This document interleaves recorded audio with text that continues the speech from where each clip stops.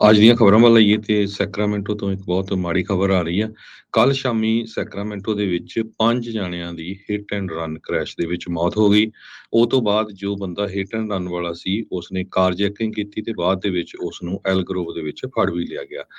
ਪਿਛਲੇ ਕੁਝ ਹਫ਼ਤੇ ਪਹਿਲਾਂ ਵੀ ਇੱਕ ਇਦਾਂ ਦੀ ਸਿਚੁਏਸ਼ਨ ਹੋਈ ਸੀ ਜਿਹਦੇ ਵਿੱਚ ਹਿੱਟ ਐਂਡ ਰਨ ਦੇ ਨਾਲ 2 ਜਾਣਿਆਂ ਦੀ ਮੌਤ ਹੋ ਗਈ ਸੀ। ਕੈਲੀਫੋਰਨੀਆ ਹਾਈਵੇ ਪੈਟਰੋਲ ਨੇ 5:27 ਤੇ ਕੱਲ ਸ਼ਾਮੀ ਵੀਰਵਾਰ ਨੂੰ ਕਾਲ ਰਿਸੀਵ ਕੀਤੀ ਵੀ ਕੈਡਿਲੈਕ ਐਸਕੇਲੇਡ ਜੋ ਹੈਗਾ ਉਹ ਇੱਕ ਟਰੀ ਦੇ ਵਿੱਚ ਕ੍ਰੈਸ਼ ਕਰ ਗਿਆ ਹਾਈਵੇ 160 ਦੇ ਉੱਤੇ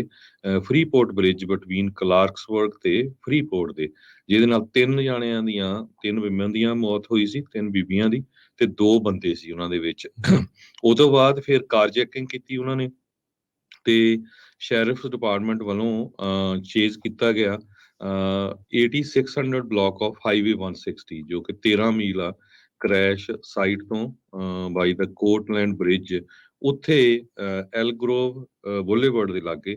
ਫਾਇਰ ਪੌਪੀ ਡਰਾਈਵ ਤੇ ਵੈਲੀ ਹਾਈ ਗੋਲਫ ਕੋਰਸ ਦੇ ਕੋਲ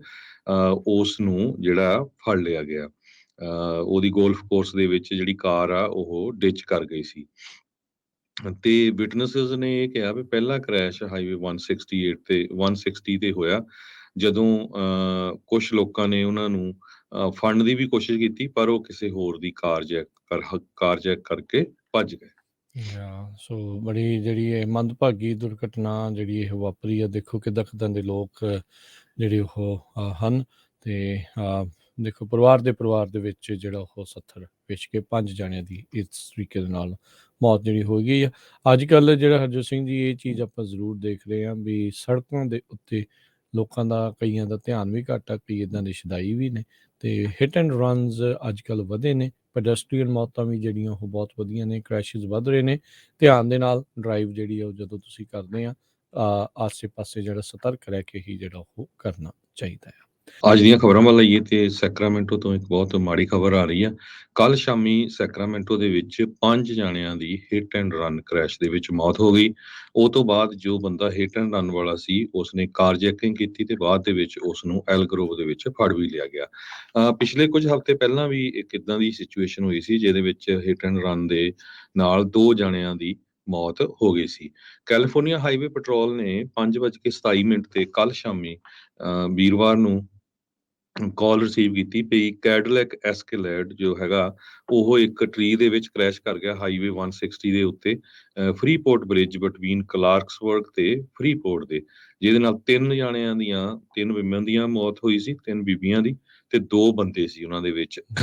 ਉਹ ਤੋਂ ਬਾਅਦ ਫਿਰ ਕਾਰਜੈਕਿੰਗ ਕੀਤੀ ਉਹਨਾਂ ਨੇ ਤੇ ਸ਼ੈਰਿਫ ਡਿਪਾਰਟਮੈਂਟ ਵੱਲੋਂ ਚੇਜ਼ ਕੀਤਾ ਗਿਆ 8600 ਬਲਾਕ ਆਫ ਹਾਈਵੇ 160 ਜੋ ਕਿ 13 ਮੀਲ ਆ ਕ੍ਰੈਸ਼ ਸਾਈਟ ਤੋਂ ਬਾਈ ਦਾ ਕੋਟਲੈਂਡ ਬ੍ਰਿਜ ਉੱਥੇ ਐਲਗਰੋਵ ਬੁਲੇਵਰਡ ਦੇ ਲਾਗੇ ਫਾਇਰ ਪੌਪੀ ਡਰਾਈਵ ਤੇ ਵੈਲੀ ਹਾਈ ਗੋਲਫ ਕੋਰਸ ਦੇ ਕੋਲ ਉਸ ਨੂੰ ਜਿਹੜਾ ਫੜ ਲਿਆ ਗਿਆ। ਉਹਦੀ ਗੋਲਫ ਕੋਰਸ ਦੇ ਵਿੱਚ ਜਿਹੜੀ ਕਾਰ ਆ ਉਹ ਡਿਚ ਕਰ ਗਈ ਸੀ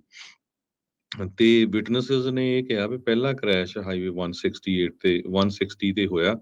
ਜਦੋਂ ਕੁਝ ਲੋਕਾਂ ਨੇ ਉਹਨਾਂ ਨੂੰ ਫੜਨ ਦੀ ਵੀ ਕੋਸ਼ਿਸ਼ ਕੀਤੀ ਪਰ ਉਹ ਕਿਸੇ ਹੋਰ ਦੀ ਕਾਰ ਜੈਕ ਕਰਕੇ ਭੱਜ ਗਏ। ਸੋ ਬੜੀ ਜਿਹੜੀ ਇਹ ਮੰਦਭਾਗੀ ਦੁਰਘਟਨਾ ਜਿਹੜੀ ਇਹ ਵਾਪਰੀ ਆ, ਦੇਖੋ ਕਿੱਦਾਂ ਦੇ ਲੋਕ